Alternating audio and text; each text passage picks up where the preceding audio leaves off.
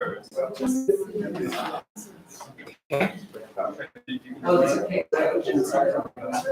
everybody. We are going live with a roundtable discussion, Multidimensionality and Aperspectivity, Quantum and Field Poetics, with Jeffrey Edwards, Heather Hester, and Marco Morelli.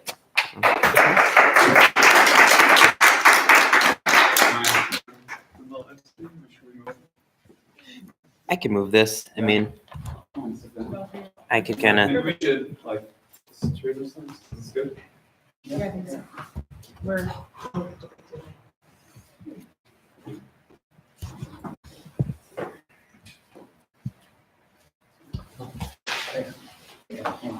Do you want to use this slides? Oh, okay. Yeah, I need to.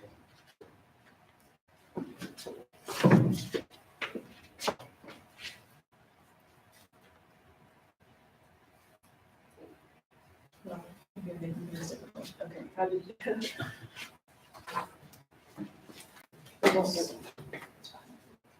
Okay, so how will we advance?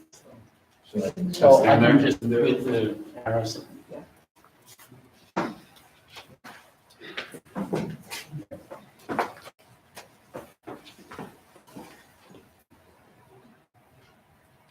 How are you? Okay.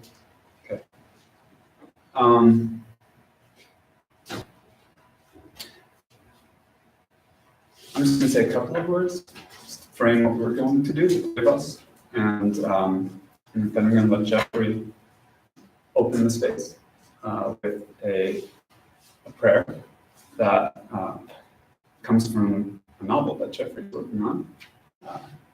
And then we're going to do 3 presentations, shorter than normal, the other presentations. Jeffrey will go first, followed by Heather, and then myself. And part of what we're working with here, the idea that we're working with, is the idea of field. And in particular, the idea of an aperspectival field. So, I have a perspective, you have a perspective, we may have a perspective, others may have perspectives, but what's the aperspectival sense, feeling, awareness, and then what might arise out of that? So this is what we've been exploring through quantum poetics, field poetics, cosmic poetics, and each of us are going to make a gesture toward or from this field. And this is not our field, this is all of us. So these gestures are also going to be arising through all of us. And with that, I'll let Jeffrey begin. So we open ourselves to be present for the universally diaphanous awareness that pervades all of space-time in its infinite possibilities.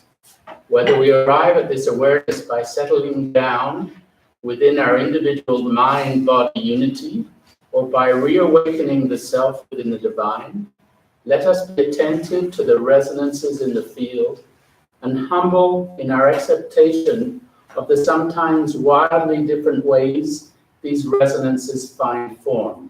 We celebrate our mutuality, our singularity, and our sensitivity towards ourselves and each other.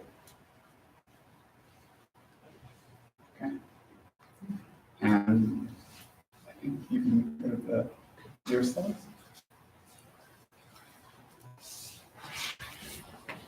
While you do that, one of the ideas that emerged from our conversations related to the field, it's kind of an amalgam of different sources, but a kind of practice that we could do.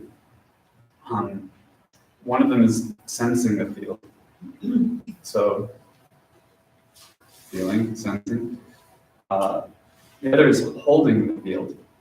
So as we sense it, we can hold it within ourselves. And then the third is carrying it.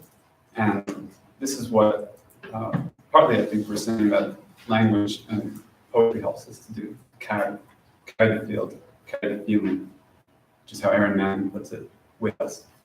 And so, this being, I think, the last presentation prior to the voice dialogue, part part of what we like to, I guess, invite you to is to carry this field and to ask how you carry this field forward into the rest of your lives, the rest of our lives. And so if you're ready, we'll begin. Thank you. So my presentation has wood grains behind because I'm partly interested in presenting different ways of understanding that cross each other and form a meaning out of the crossing rather than any kind of argument per se.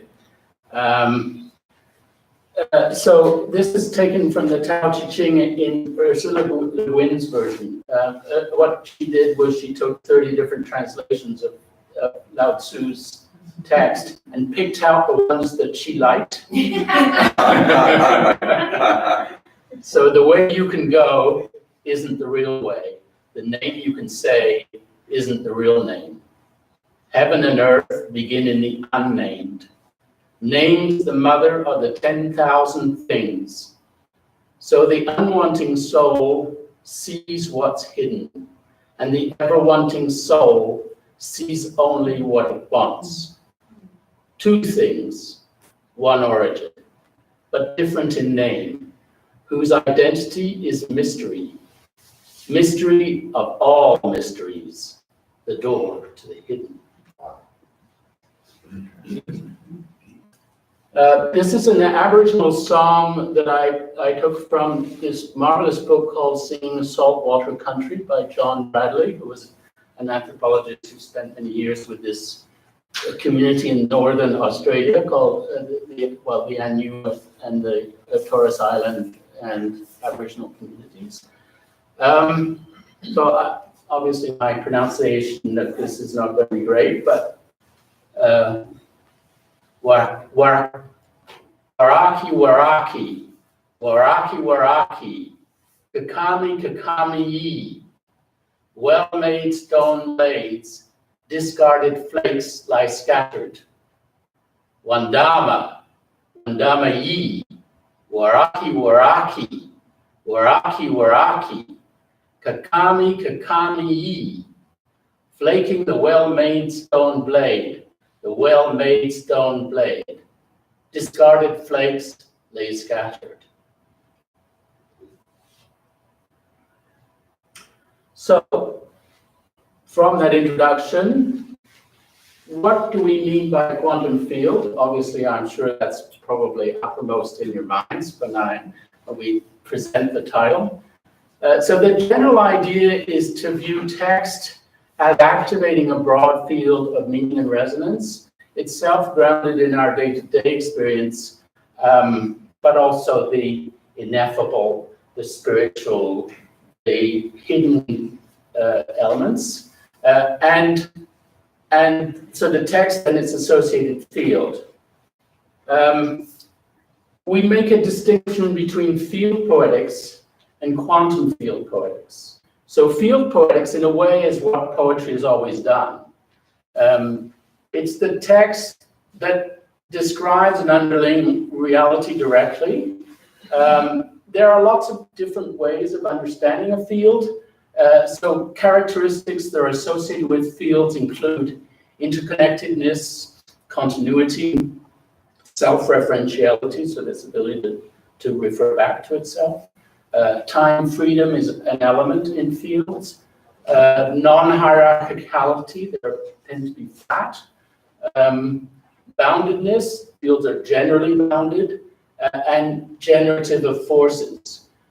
In the context of text, we can think of self-referentiality, for instance, as alliteration, which sounds that words that sound the same, and they have interconnectedness and continuity. Regular metric views can be viewed as fields with wave-like properties, including the regularities from the rhyming and the structures of the text. You can enhance the semantics through the repetitive structures. So this is kind of resonance effect.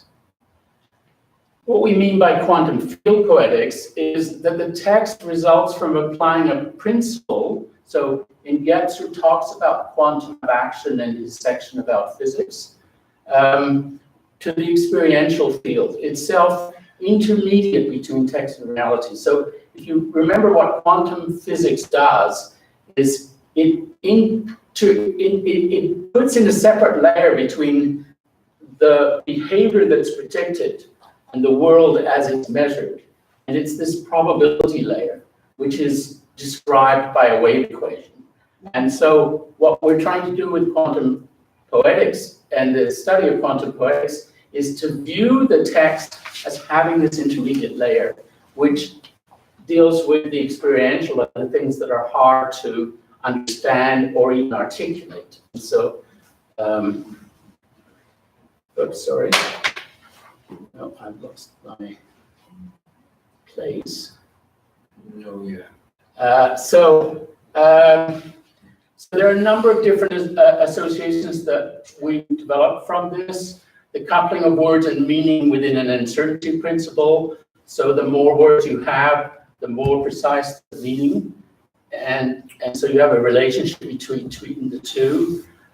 Text, like poetry, generates a kind of semantic cloud around it, and you can play with the location of words inside a poem to exaggerate or diminish some of these clouds of meaning. There are boundary effects that propagate, so these are the structures that are in poetry that have an effect on the poem. Metastable states refers to triggering effects. So metastable is in relation to the laser principle, and it's a triggering. It's like a field that's prepared to do something, and then you run something through it, and it triggers a cascade of results as a consequence. The construction of meaning through inter-sentence exchanges. So we build an argument by essentially flipping out the noun on one sentence with the verb, for instance, on the next, and that's how we construct meaning. And it's a kind of like a bosonic exchange in particles. The degeneracy of meaning is this idea that you can have many forms that have a single meaning, and this idea that thoughts and feelings are kind of photonic relationship to the poem. So the poem communicates through thoughts and meanings. So it's like photons or bosons or so on. So and then here's a quotation from Gebser. Reality is shown to be no longer adequately and exclusively realized by means of mental conceptualization on the top and empirical visualization on the bottom. But it has this intermediate level. Gebser talks about that, and this is what we're kind of working with.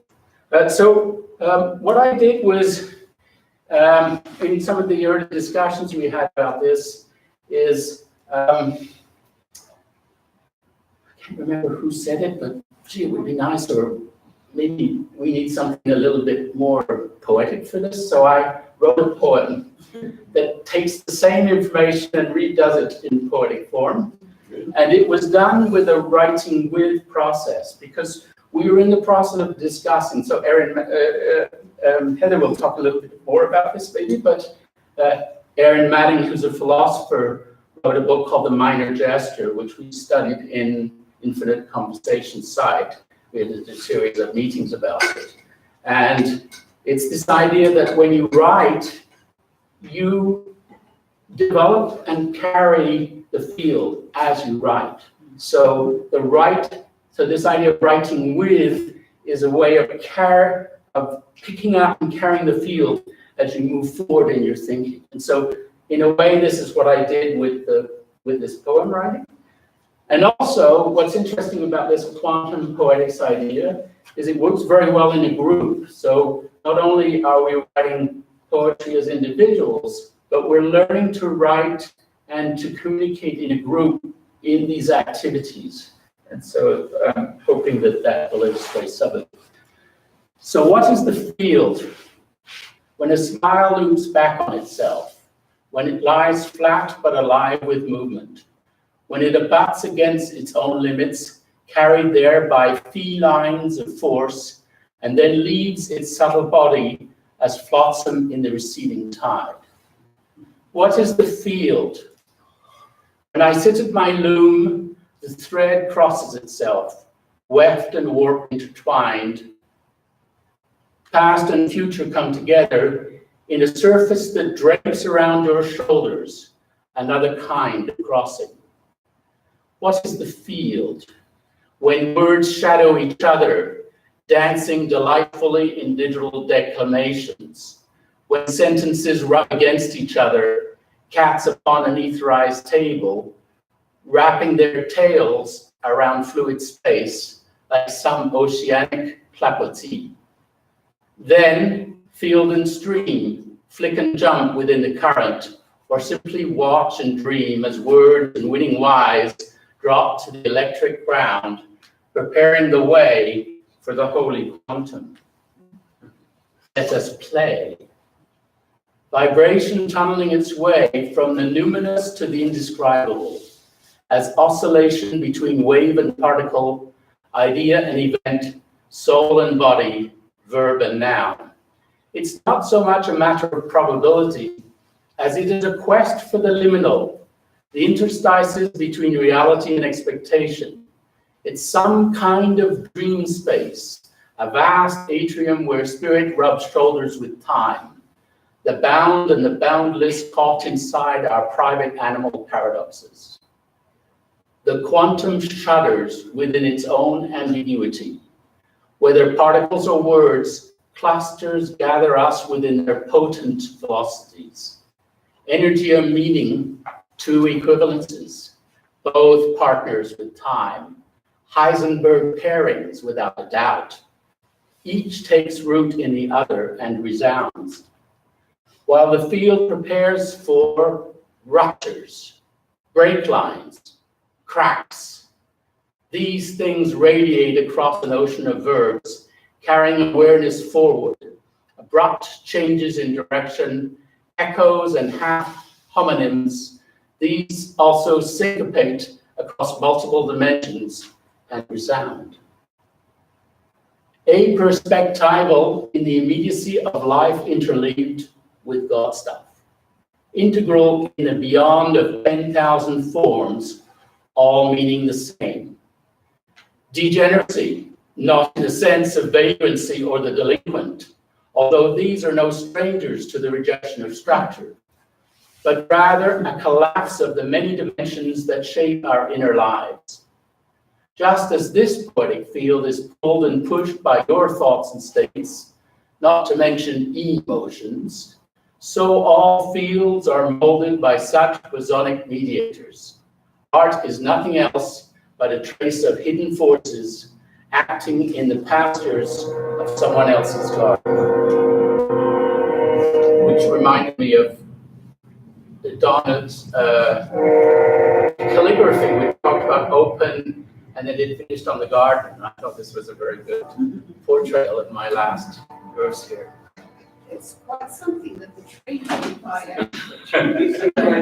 How did you find that? Stayed on his train of thought. Good. Good. It's a carrying of the field.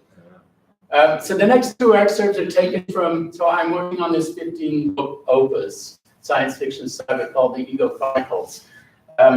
Glenn, in a lunch discussion we had yesterday, talked about the liberty of being able to share parts of your book before it's published. And this is the case because the books are in the writing. So I certainly enjoy that process as much. So it's a series of books. Marco's publishing arm from Infinite Conversations, we're looking into the publication of the series of books. The saga as a whole deals with the crisis in the development of humanity many thousands of years in our future. It's been in a stable, multifaceted governance structure that's increasingly breaking down under pressure from changing, not just understanding what it means to be human, but actual changes in the way civilization feels, if you like, the field of humanity is. And there are 5 factions in the story that are presented. So that it's 15 books because there are 5 trilogies, and each of the trilogies is grounded in one of the 5 factions. And the 5 factions are, the first one is technology, AIMFAX, engineering. The second one is the artist faction. The third one is the theological group, the mystics. The ecofax is the ecological group. And the edofax are the visionaries who use paradox in order to understand the development of humanity. And the 5, so I asked an artist friend of mine to come up with diagrams for these, and they come together in a single integral image. Awesome. And Jeff asked me, he's gone? Yes. He asked me yesterday, are these the Gebser structures? And I thought, I need to think about that. I think the engineering is the mental, the artist is the mythical, the religious mystic is the magical, the ecofax, the ecology is the archaic, the sense of wholeness, and then Kelly, is she in the room? Because Kelly talked about the delta wave not being the integral. Gamma. And gamma ray, yes. Gamma ray. And I think the edofax is not the integral, but a tool for the integral. And the integral is the combination of all on the bottom. So the first extract of these 2 is from a book called The Third Book of Deo, which is in this section focused on the mystics. The book is called Intimus Cordis. So this is Latin for inner heart. So coming back to John's heart this morning. And it's an excerpt from a chapter called Rayakana. The crisis has happened, and people are looking at how to heal humanity. And so this is the result of the main character going back to Earth. This is a vast civilization across billions of planets. And this character goes back to Earth, which is held in trust by the indigenous peoples in order to maintain the anchoring of the sort of the roots of civilization in a grounded way. And so they've gone back to these people to look for help in how to heal the problems that have happened. And the extract, you'll see it's so I did part of a sabbatical in Australia, and I went to Tasmania, which is called Lutruwita in the Aboriginal languages, and so I drew on the Tasmanian background, the Lutruwitan background for this effort. So Rakanamima speaks. Here we catch the Rayakana, the song which begins in the sea beyond Lutruwita, swims outward towards Earth orbit, and then outwards in a vast curve, and comes diving in towards ascent. Ascent is Alpha Centauri. It is the song of the whale become Jonah, a story of transformation from the ancient to the novel. The whale become Jonah is born in the seas of old Earth at the bottom of the well, but comes forth to soar into the sky, changing as he goes. A deep humming sound fills the space, the pitch rising and falling, and then Rakanamina begins the song while the others tonally support her. From the sea depths comes the hunting whale. Soaring into the air, the Rayakana names this country Miletina Warankili, sky country, and her kin. Kanaflila, big whale dances as he comes, the song lifting before him across the space of stars. Nara Yangina in Warankili, he swims in the sky across the star country. Warankili Mapali Patruli, the many sky fires sing his country. Liina Milathina Nanya, big whale comes, Nara Mulaka in Milathina, Mapali Patruli, he hunts in many fire country. This is the way the song begins, laying out the route taken by the whale god in his path across the stars from Lutuita in Old Earth to Ascent Station.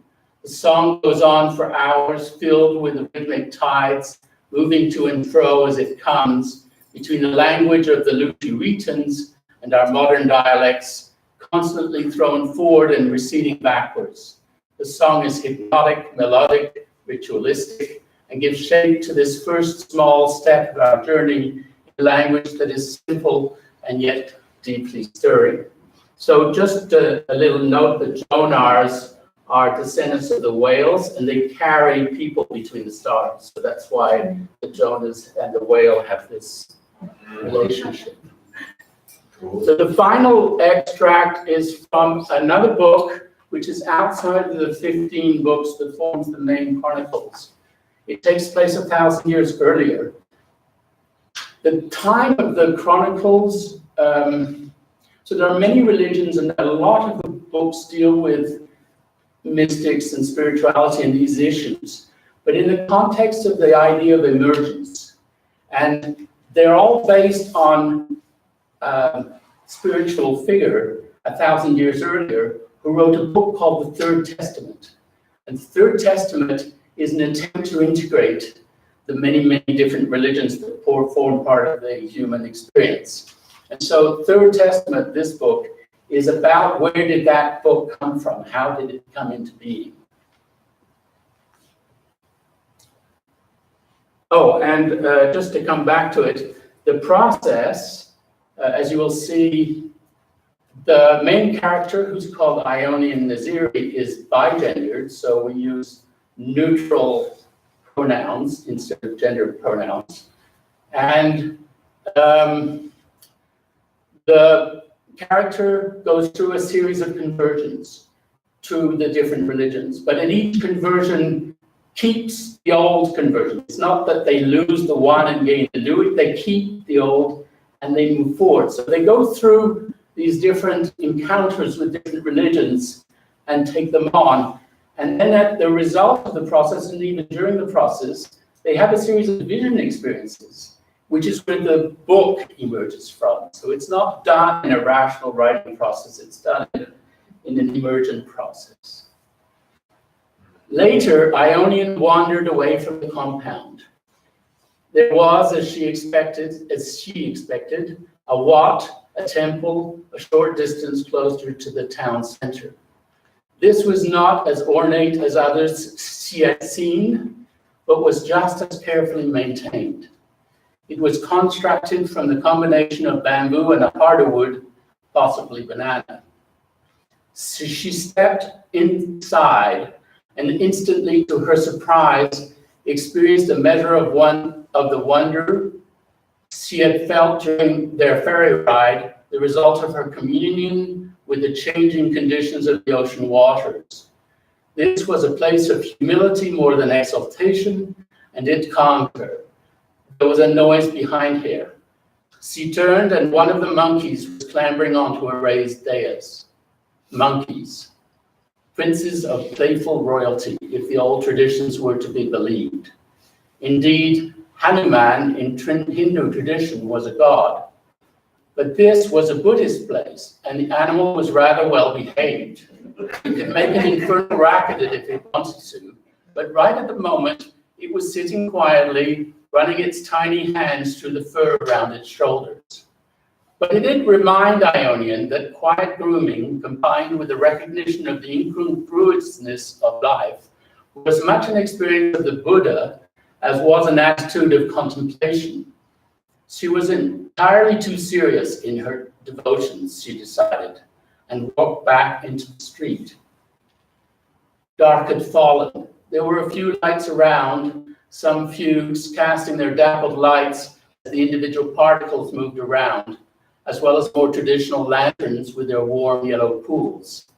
The thing about the daily practices Ionian had carried out her whole life was this. They were largely unconscious, not automatic.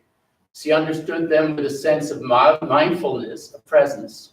In fact, they traced out a kind of joy, a luminosity in her day-to-day life, an access to the numinous that never entirely went away, no matter what mood swings life brought.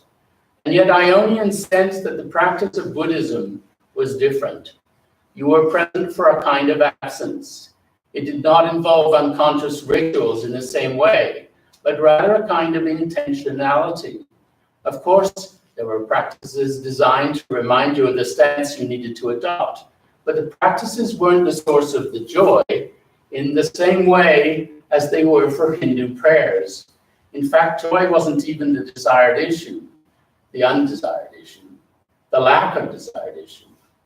And at this point in her life, at this particular moment, she understood the difference. Indeed, she embraced it. The rest was secondary.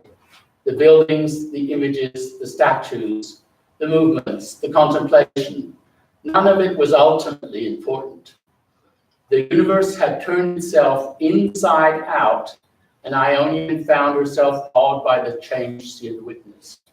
So this is a process from Hinduism, which is where it starts, to Buddhism.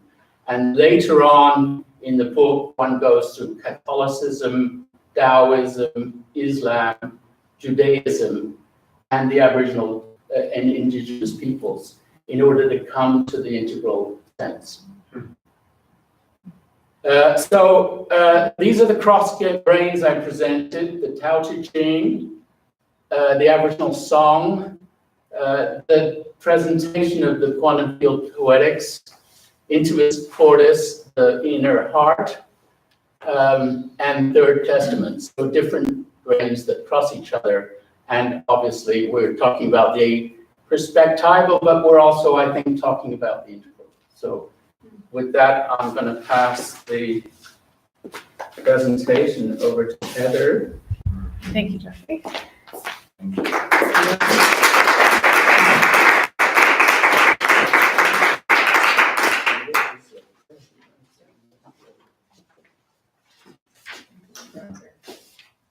Is it? Okay, the grounder. Yeah. Yeah, thank you.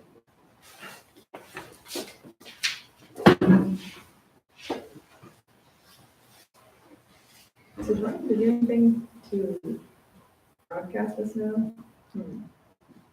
Looks like I can, I want to kind of go full screen if I can. Maybe you need to be logged in. No, it looks like I can do it. There we go, okay. So if you can imagine working with these two guys, weekly, monthly for our writing group, it's quite an honor to work with both of them. Before I get started, I did want to say a few words just about some people who helped me organize the conference, since this is a chance I have. This is my time to have the floor, while still being aware of the field. This might be a little bit of a divergence here, but I just wanted to thank Hans Grunig, who helped write the call and also organized our 5 rhythm stands, is doing something later this afternoon, and also worked with Team Fields so that we could have that experience yesterday. So thanks to him. Yeah. I'll just add that the large experiential focus here was primarily because of conversations with Hans about the conference. Yeah. Good job. Also, thank you to Brian, who has supported throughout the weekend very quietly behind the scenes, as Aikido masters perhaps do. So he's been washing dishes, he made name tags, we've assembled them together, and he's done grocery store runs with me and stuff like that. So those are some of the things that make a conference successful behind the scenes. So thank you. You're welcome. And John Dodson also did a somewhat thankless job. Every time I sent him a file, he read it. And proofread it for errors. This is for you. Thank you so much. It's beautiful.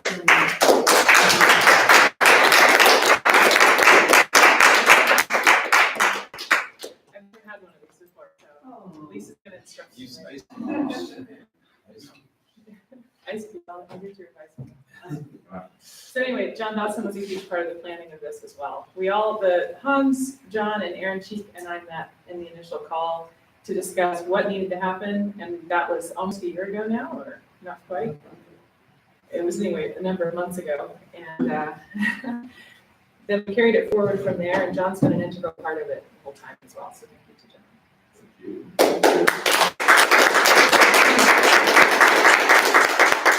Okay, so I'm going to be speaking about incommunicable kingdoms of spirit, implications of a multiply dimensioned writing process in Gebser, Cook-Grader, and Manning.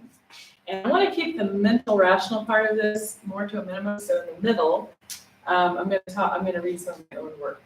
And I'm going to start with a quote here from the opening to Agua Viva by Clarice Lispector. This is she's a Brazilian prose writer, experimental prose. I did my creative thesis on her here at Nova, critical thesis, that is. So this is from Michel Sifour. There must be a kind of painting totally free of the dependence on the figure or object, which, like music, illustrates nothing, tells no story, and launches no myth. Such painting would simply evoke the incommunicable kingdoms of spirit, where dream becomes thought, where line becomes existence. So something we have from Gebser's ever-present origin here is two categories that serve to express the relationship between the individual structures and their relationships to space and time, dimensions and perspectives. And time, as we know, has made itself very well felt here at the conference this weekend. Dimension. Every new structure of consciousness was accompanied by the appearance of effectuality of a new dimension. Hence, for each unfolding of consciousness, there is a corresponding unfolding of dimensions. And perspective. Perspectivity is only one aspect of respective space and time relation, which stands out in the perspectively rigidified world. Besides illuminating space, perspective brings it to man's awareness and lends man his own visibility of himself. The first is the eye that sees, the second, the object seen, the third, the distance between the one and the other. So I'd like these quotes to open the focus I have here within our quantum field poetics presentation on dimension perspective. I particularly like from perspective here the idea that it is what brings to man's awareness his visibility of himself. And that within this process, which happens with the mental rational structure, the ego is solidified, the sense of a self-identity. Space and time relationship. So we have a familiar chart to many of you, which maps the dimensions onto an emphasis for each in awareness, and then also the structures. And so I'm going to be mostly focusing here on the three-dimensional moving into the four-dimensional. So from the triangle to the sphere in terms of perspectivity. And what those mean, as Gebser explains, with the triangle, we have with Leonardo da Vinci. The base of the triangle might sit at the eyes, towards the horizon. Jeremy talked about very related things. We have some of the same quotes in our presentations. So the base of the triangle sits perhaps at the eyes, with the two lines pointing towards the horizon at the apex of the triangle, or vice versa, it could be the point of the triangle to the base. Also with the triadic thinking, with the three-dimensional emphasis, there we have thesis and antithesis, which create a synthesis. So that's another way we can think of the triangle as the synthesis that we characterize with Hegel's dialectic, for instance. And Gebser's offering something different. And so that's when we move here into the four-dimensional. Some thoughts on dimensionality. It's the integral structure, the integration of all dimensions, represents space and time free, the aperspectival world where the free consciousness has at its disposal all latent as well as actual forms of space and time, something that I feel like Carrie's presentation spoke to, all latent as well as actual forms of space and time, without having either to deny them or be fully subject to them. With dimension awareness, there's less awareness of the whole, and instead of focus on a small sector of the world. This is important. If you can only, if you're in the mental rational structure, there is a sector of the world that your perspective allows you to see. The aperspectival is the shift out of that bounded sector sort of awareness. With mental structure considerations, we have subject and object. These are mental figurisms, created dualism. The mental looks through space and grasps it rationally and situates itself there. Whereas the tenor, these are Gebser's words, whereas the tenor of the magic structure is definitely one of nature realized in motion, and that of the mythical structure is one of the psyche realized in imagery, the tenor of the mental structure is one of a spatial world realized in thought. And I mentioned here about the egocentric being solidified here. And then I have some images from Leonardo that show the way he was realizing perspective in a new way. With the fourth dimension, I did some work looking at the history of the fourth dimension in both art movements and mystical thought. It seems like a really important idea that was superseded by the emergence of the quantum theories and Einstein's work in around 1926 is what it sounds like. But John Crabb in his article says, it was rumored that some particularly ardent adherents of the Qs had even gone mad. So I feel like that's an appropriate way to look at some of these transitions and the obsession, perhaps, that they felt with them. The aperspectival drawing. Time is no longer spatialized, but integrated, and concretized is the fourth dimension. Space and body have become transparent. We'll see that in some Picasso drawings, also as Jeremy showed earlier. It renders the whole visible to insight, a whole which becomes visible only because the previously missing component, time, is expressed in an intensified and valid form as the present.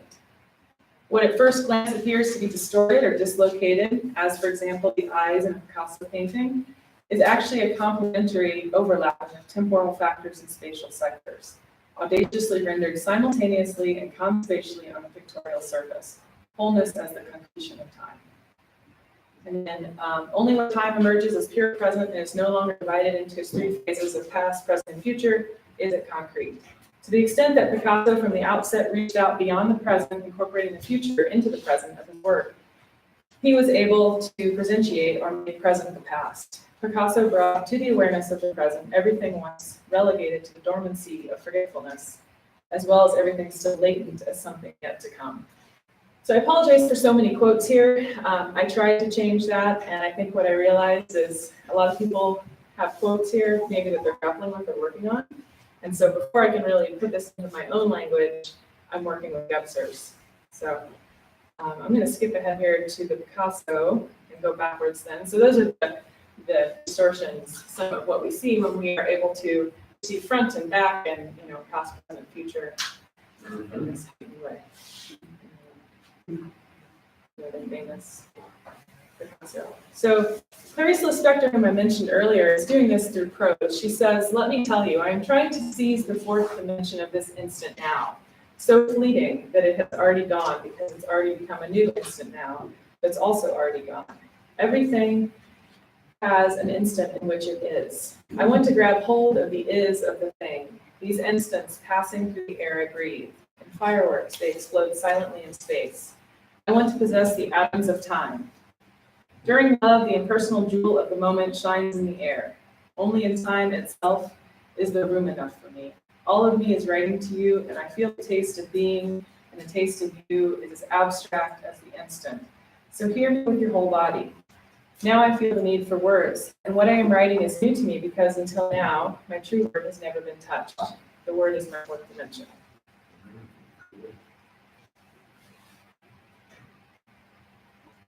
I'm going to skip over Suzanne Cook-Greuter in the interest of time, but Suzanne has some interesting work, so that I can read a little bit of my own work here, with perspective. And these images that I kind of went through quickly with the branches are her ways of seeing nested realities that we take a perspective on. So we move from being in what she calls, the conventional structures into post-conventional structures.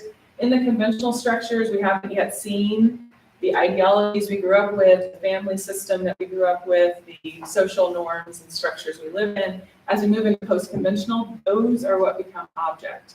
So I think essentially she's translating a version of what we're looking at here with space-time, the shifting of dimensionality. But what's interesting, I think, is seeing how these things play out in lyric poetry. Gebser gives some space to this history of the lyrical. This is an expression of his aperspectival endeavor. His concern is not primarily with the merely ponderable or mental, nor with conceptualizing the non-mental or mythical, but rather with the perceiving and imparting in truth of the perpetual plenitude, the whole or integrity which is permeated by the spiritual energy of the origin, that is only obscured by the image word of the psyche and restricted by thinking. I think he's talking about lyric poetry here. Poetry may have been responsible for awakening ego consciousness in Western man at the turn of the 13th century. So while he says that it's weak in terms of creating a shift or a transition or transformation on its own, he is actually saying it made man aware of something, created this awakening ego consciousness. When the lyrical poet, the reason this is significant is because the I emerged in the poem. So in the Homeric poems, you have the muses, but in that first line, you actually have sort of a reference to the speaker himself, I. And then for many, centuries after that, we have sort of a disappearance of this I, and then a re-emergence of lyric poetry. The use of the I by poets singing personal sorrows and joys emerges at the same time as Petrarch's discovery of landscape and space and the anticipation of perspective and those paintings.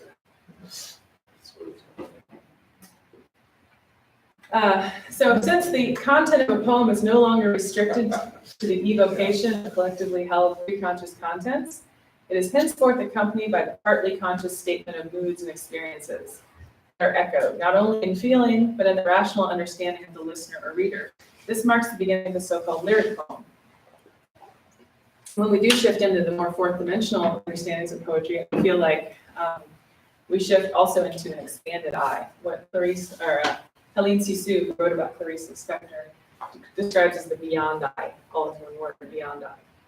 There is a detachment from memory that is the initial step toward the supersession of time. The turn away from memory is the turn toward freedom. And it resists facile inspiration from the muses, as we think about fourth-dimensional poetry and lyric. A growing above and beyond the mental ego to a freedom from the ego. Okay, I'm going to skip over Aaron Manning as well. So writing with is something I think Jeffrey definitively defined there, in that sense of carrying the field. When you write with a person, or it could also be with the field, it could be with, and people have these fields as well. So that's essentially, I think, what we are doing, carrying or writing with the field. But it's a very intricate, I love the process, I love the experience of it. It could be the inanimate object world as well, something I'm still kind of toying about and thinking about. But she describes how that takes us to the edge of meaning. And this is where the minor gesture takes on its sort of importance. Bringing thought into contact with its limit this way is a minor gesture. So when we write with, we come into contact with our limit, our mental rational limit, essentially. And it's an emergence, an opening into a field. A thought less concerned with the certainty of what it knows is more open to the minor in thinking, more open to the force of the as yet unformed coursing through it, like we did this morning in Glenn's dialogue. Is minor tendency values the force of form, not just the form knowledge takes. Okay, so I'll read just a little bit of a poem here. Oh, is that over here? There we go. So the subtitle of this section, Unpacking of Poetry, Time Fragments and Narrative, was named before I realized how significant time would be here, but it kept inserting itself. So I knew it wanted to be present in the draft. The word poet makes you uncomfortable, you say, but these sentences are renegade threads of desire, not embraced, that you didn't know were there. If you follow them, they paint a sky above a city in the life where you live. You look up at this sky and see dust. It forms clouds that leave debris in your eyes. Hearts on fire, you form a theory, a passing notion for connecting one moment to the next. This is poetry, you wonder. Distance, the moment on the horizon, and the lover that stirs inside you as tangible resentment of loss, and the task inside of an envelope flap, slightly sweet, a sickening starburst of sending. An instant is enough to change a life. You think about this sometimes. A thread of worry pulled through today, maybe tomorrow. An instant is enough to change my life, I think. Looking across the room on the dare that fate will respect my boundaries, undine slips of tongue. These transgressions are transitional in slope, and it makes no sense. That is the trick. How do you do that? I want to say forever to everyone I love. Sometimes forever is the same as goodbye. I say that too if I need to do it. But these abandoned energies, universes, are ghost towns. I forget them systematically every night. Why can't I be them all the people you need me to be? The thread tugs, the blinds close, and I feel furtive slippage between what I feel and cannot say. It is a differential of contact, a contrast of knowing forever and how long ago was it after all. Your ambivalence becomes a series found in discrete mathematics. It is combinatorial, which makes it hard to solve. Distance, time, the change multiplied by a series of different eye contacts, divided by parties and held in proportion to conversations, arrows notwithstanding, that is not math. It's the foil of the computation or the field in which my figuring takes place, across the placemats, desire and detail. A real man would, this relationship lasts, in spite of triangles, gazes, and the sign of jagged edges from prior tears. This is the equation of adding up to a lifetime's another, laughter notwithstanding.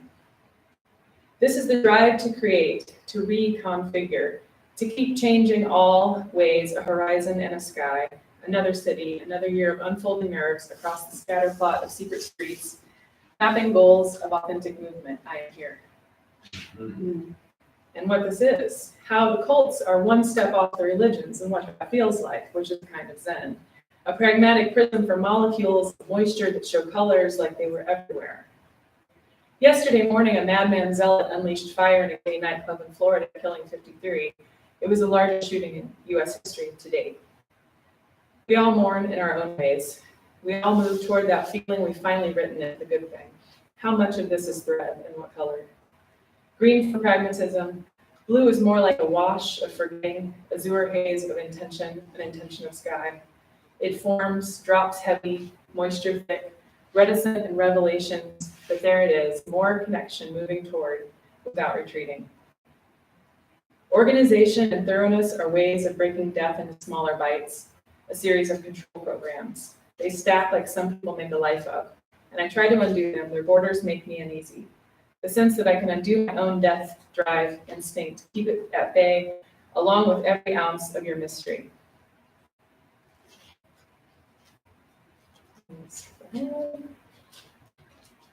Plan I did actually make. Let's see. I think I want to just maybe this last page here.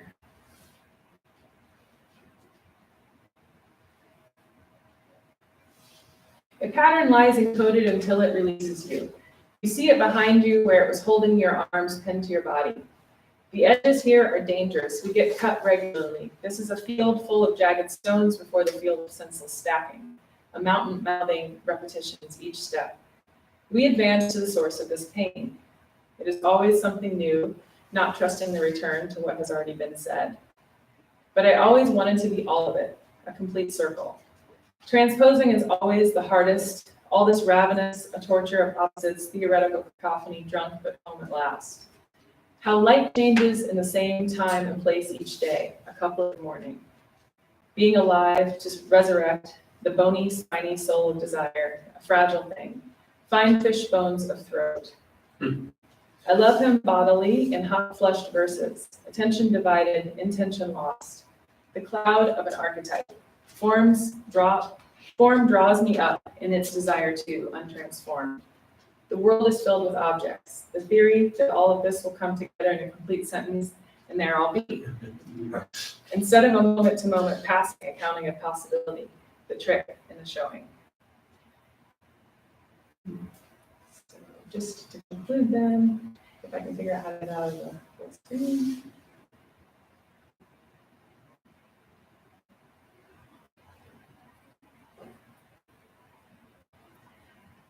So the intimate space-time of writing is a phrase that I get from Jeffrey. And I think I have it in here somewhere, so rather than try to pull it out of memory, it comes from one of his pieces on quantum poetics. And I have some Eliot quotes here to begin with that emphasize time in the way that we're discussing. In my beginning is my end. To be restored, our sickness must grow worse. Footfalls echo in the memory down the passage which we did not take, towards the door we never opened into the rose garden. Go, go, go, said the bird. Humankind cannot bear very much reality. Time past and time future.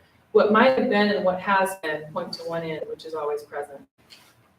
For the pattern is new in every moment, and every moment is a new and shocking valuation of all we have been. We are only undeceived of that which deceiving could no longer harm. I have 3 questions to end with that I'm just going to leave you with.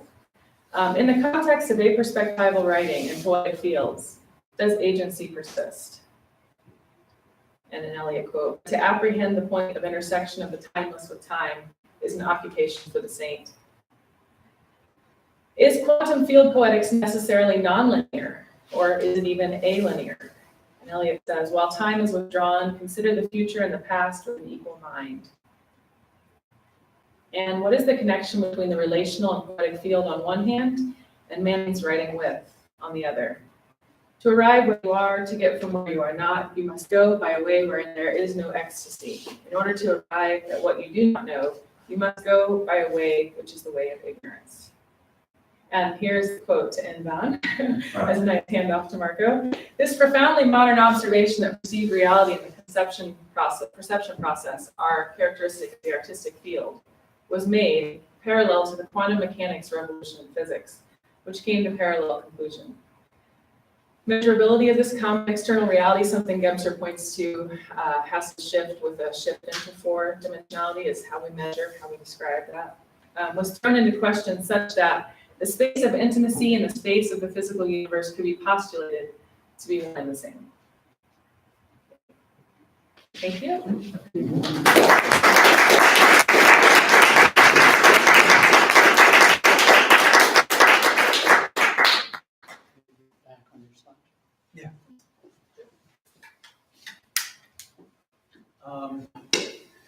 How are we all feeling? It's, way past lunchtime. I love poetry. You right? For a little bit more. Wondering. Need to get up and move around. You okay? Want kinetic poetry. Okay. Because I want to make sure it's okay to take my time. Okay. Not that I'm going to go on and on. I'm trying to be focused. But a lot of poetry is up breath. And I know that if I'm nervous about time, I think that I don't have enough time, I start breathing more shallowly. Thank you. All right. So breathe. It's going. All right.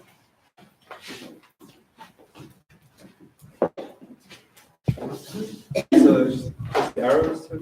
Yeah. This is header, so there you go. All right.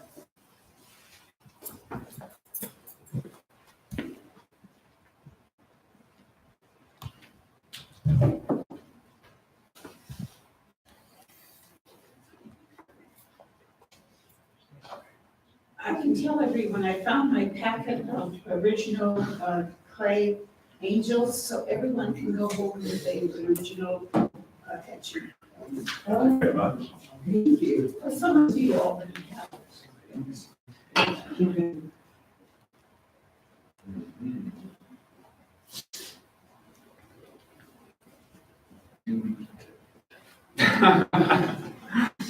don't know what I'm saying. I've written some things down. That's the perfect.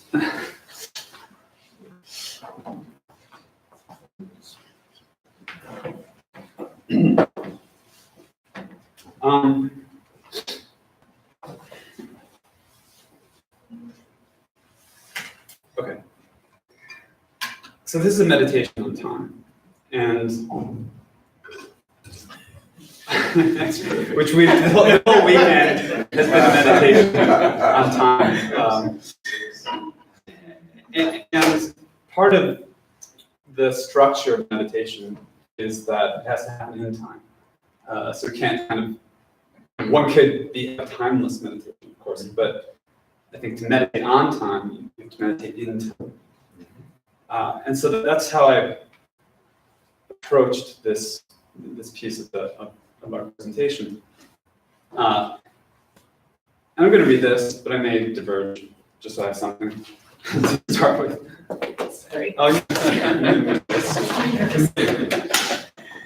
So the title of this talk, "To Be Determined," is not the title of this talk.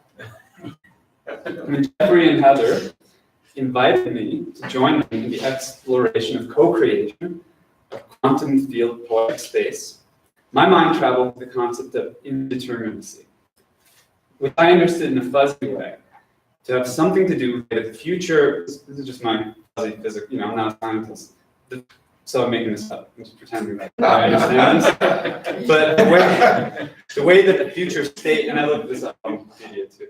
The way that state, so indeterminacy, it has a meaning in physics, which has something to do with the state of the system and how that at the quantum level it can't be predicted by what is currently known about it. And so that could be the field of probabilities, right?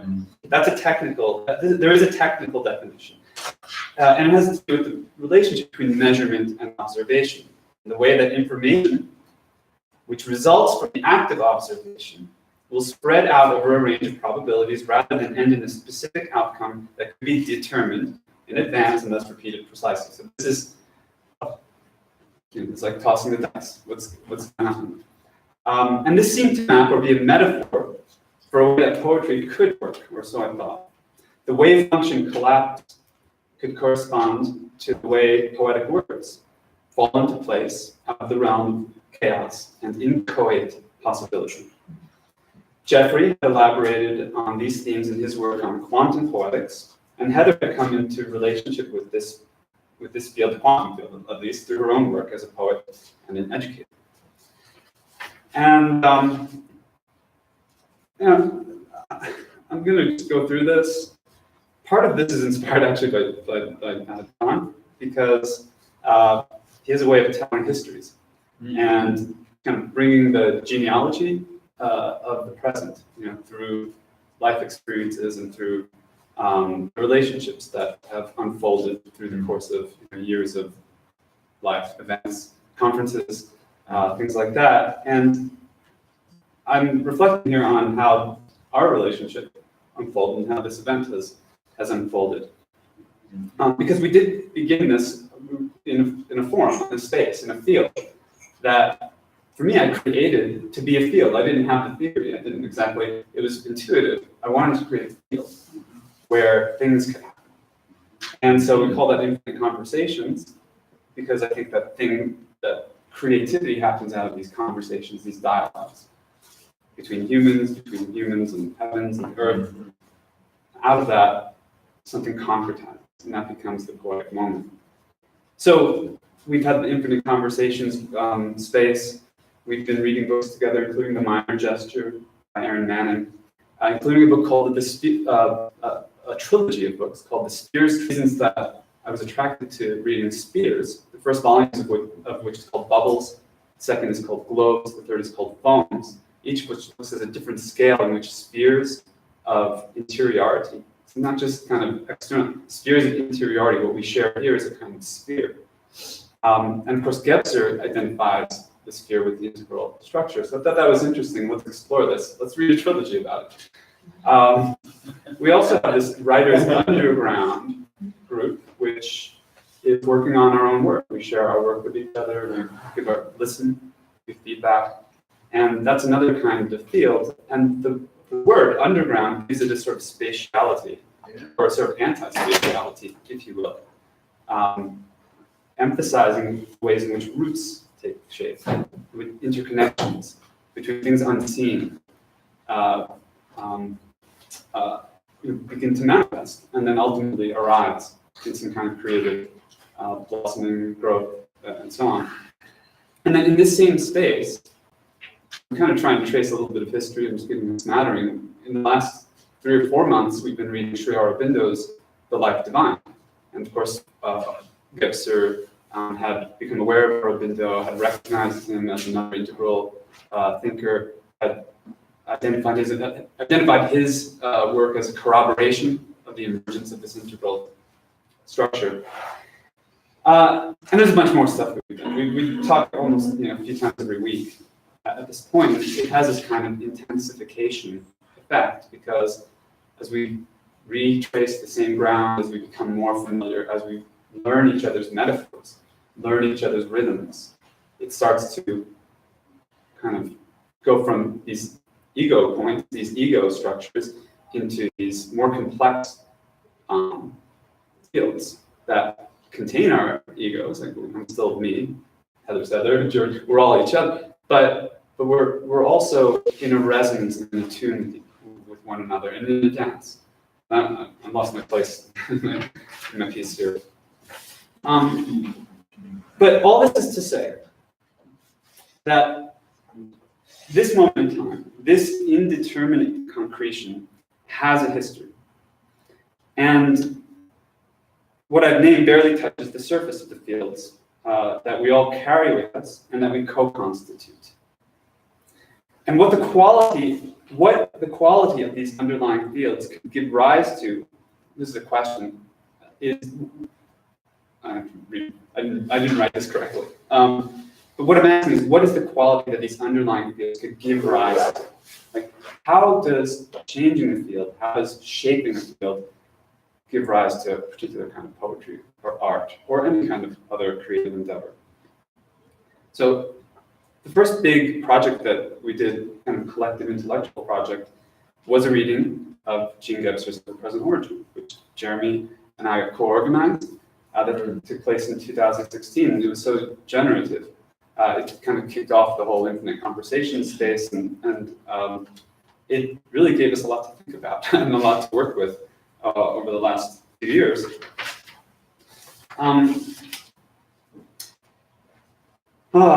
Just gonna take my time. I'm gonna move through this. So, Heather and Jeffrey asked me to present, and I had no idea what to present on. I'm not an academic either, so I'm not in the habit of writing papers. And so, it was also a last-minute request. And in the reality of time, we had a proposal deadline coming up in just a few days. So I suggested, in all seriousness, that my contribution would be TBD, to be determined, TBD. And if that sounds, for this already, like a spiritually transmitted disease, I apologize. Maybe contagious. For the record, TBD is not the compound in medicinal cannabis that gets you high. TBD means let's see what happens. Let's see what comes up. What wants to happen? What wants to emerge?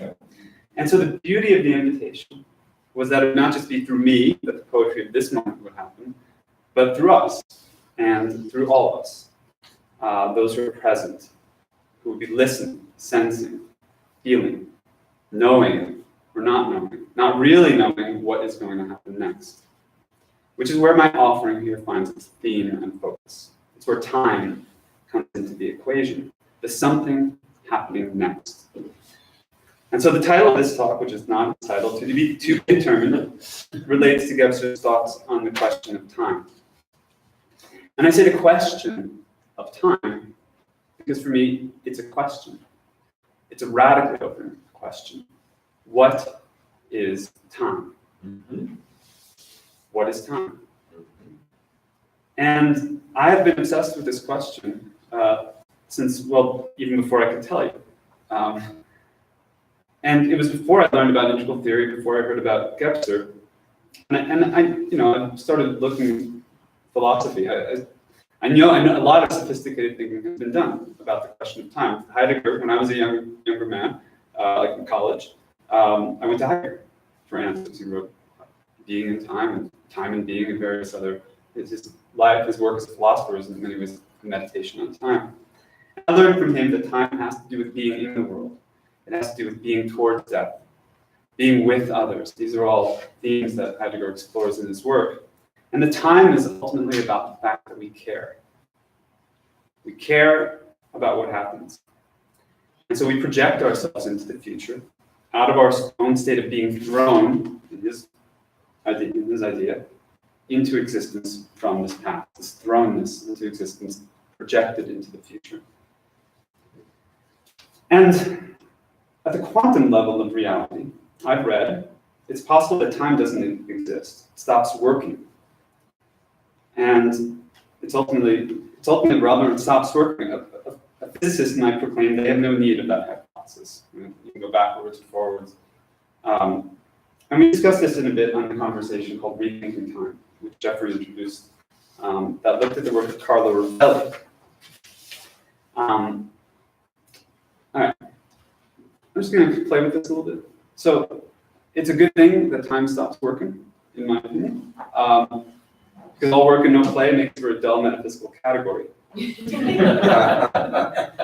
Time has been working tirelessly, busting its ass since forever.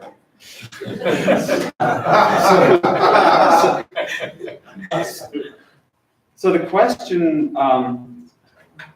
what is time? We might well conjecture. Well, if it's superseded at the quantum level or the integral level, what could we do with time? Like, what would it do with its free time? What can time do? What might it let us do? What is time good for? We can organize our lives and measures and durations of events with clocks. The clocks measure time, they are not time. What could we do with time itself? How could we relate with time creatively, I wondered. Could we play with time? Make love with time? Could time be a partner in a dialogue or a dance? What does time desire, if it wants of anything? And who is time? So as I dug back into Gebser's text, I honed in on these themes. And I have a couple of quotes.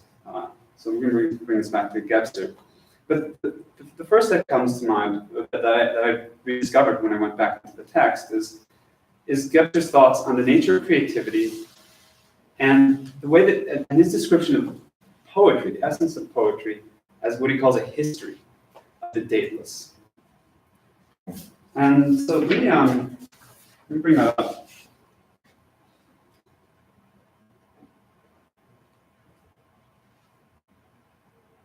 Should have had these pictures up, huh?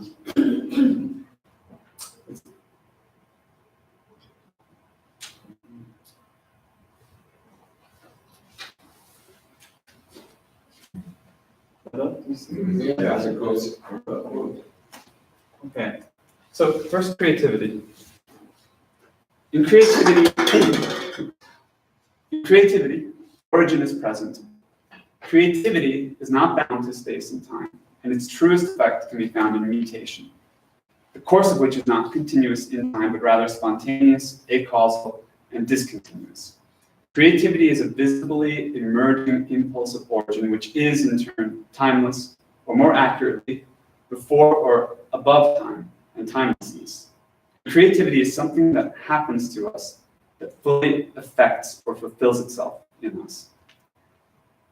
I'm going to go the other. I'm going to make a connection between timelessness of creativity, timelessness of attuning to origin, but then what happens in the creative act, because it's a history. So you need time, right? Okay. Through creativity, pre-conscious origin becomes the conscious present. It is the most direct, although the rarest process of integration. And even when realized for only the span of fractions of a second, can never be lost. And I'm reminded here a line in your poem about one instant of one moment that could change your life. This is, I think, Gebser is perhaps also referring to his illumination experience, his Satori experience, that one instant that changes your life. The creative person draws up from the well springs of life, from the life of soul, bringing to light of day and bringing to the light of day and the thinking realm of consciousness what has been forgotten as well as what has not yet been realized. The creative person externalizes what has been recalled. Recollection becomes memory. Because of the muse, the poet writes the invisible history of the world. Poetry is the writing of history, not the history of dates, but of the dateless. I'm going to repeat that. Poetry is the writing of history, not the history of dates, but of the dateless. Poetry as history is the account of events affected by creativity. It lends sense to the senseless and the non-directed, since the ever-present plenitude has no direction of itself.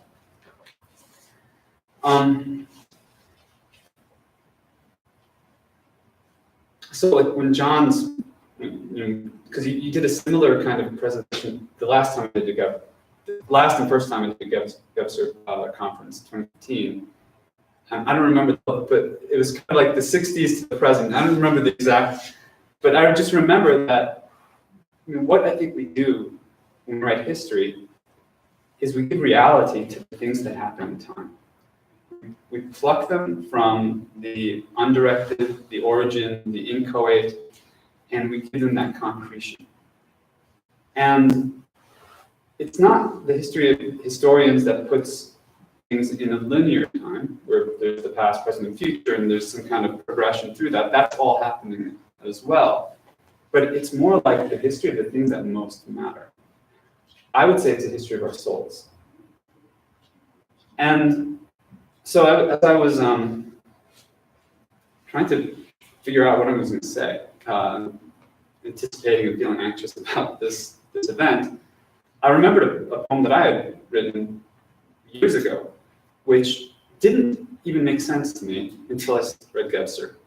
And I shared it at the end of our Winter of Origins, reading the Ever-Present Origin. I showed it on our video, but I just kind of read it, and I didn't really have a chance to think about it and connect it to these ideas, like these ideas of the history of dateless, and of that place where creativity becomes manifest, becomes concretized. So with your assent, I'd like to share a poem that I wrote, I guess it's 15 or 16 years ago. And it was a meditation on time. And as I've been thinking about it, I realized that the moments in the poem, they're just short moments. There's 13 moments, 13 momentary meditations. You could read them as expressions of different structures of consciousness. So you'll find the mental, the very first piece. You'll find the magic. You'll find mythical, and you'll find archaic. And I'm going to go through these. There's 13 micro poems. These were inspired by, or the structure of the poems were inspired by Wallace Stevens and his 13 Ways of Looking at a Blackbird. Poem you know. And so, although it's not called this is like 13 Ways of Looking at time.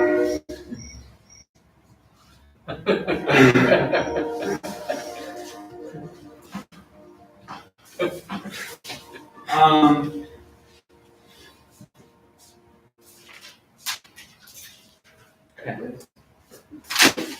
Let's do that.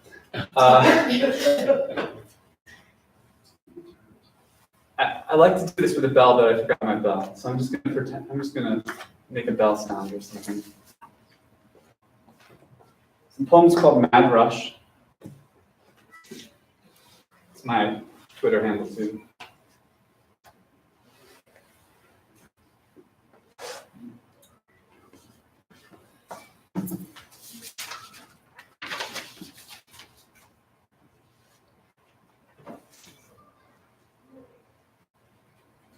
What is time? A river of broken clocks, or a highway strewn with angels? A spiral in the cosmic void, or is it the fear of love?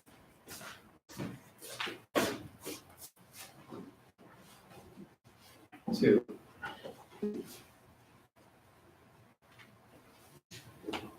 What does one do if one never dies? I had to think about this a lot, because I was like, I'm going to die. Of course, we're all going to die. But there's like this intuition that actually you would like to die. You'd like it to be over.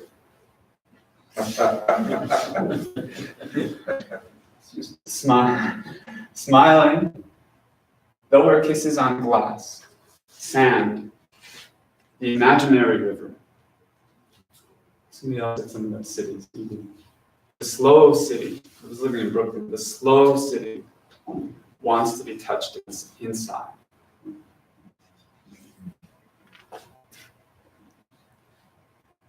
Time is a hand reaching.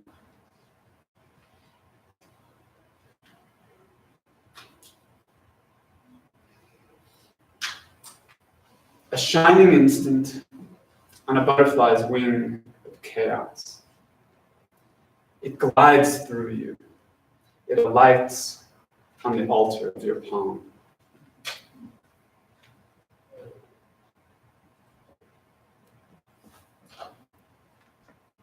This is from the Upanishads. Waster of peoples.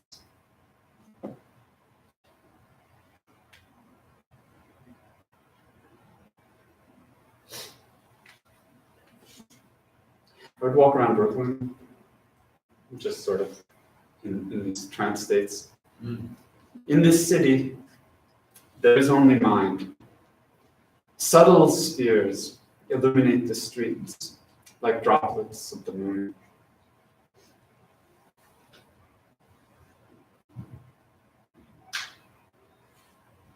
This is kind of like harking back to the previous verse.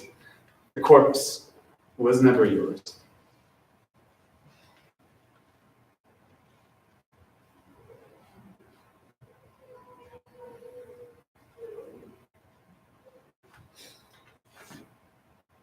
Here's where I wish I had the bell. The little bell rings, ting, ting, ting, ting. Oh, beloved little bell. It goes ting, ting, ting.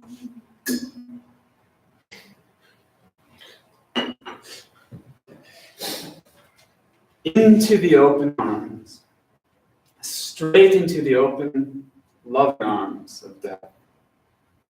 The welcomer is amused and sad, but he understands.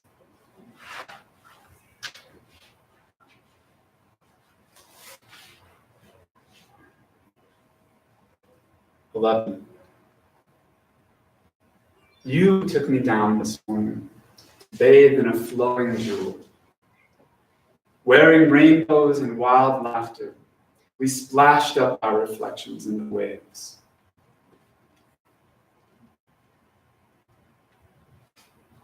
Well, it's kind of like we've gone around the clock. What is time? Thunderbolt, wasted wheel, drag of disintegrating days, smashed jar that held tomorrow's ashes, a child's questioning eyes. And 13.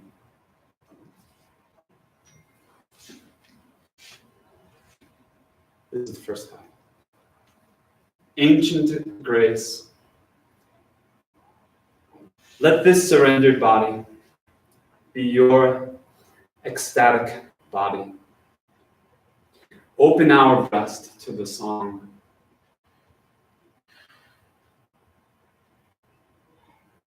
Let us go where the sky and mountains go. When you bid them, without words, deep into the chasm of your bosom.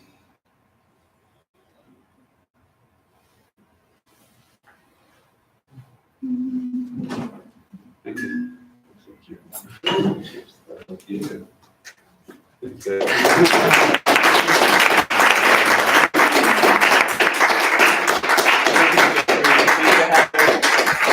We can do it.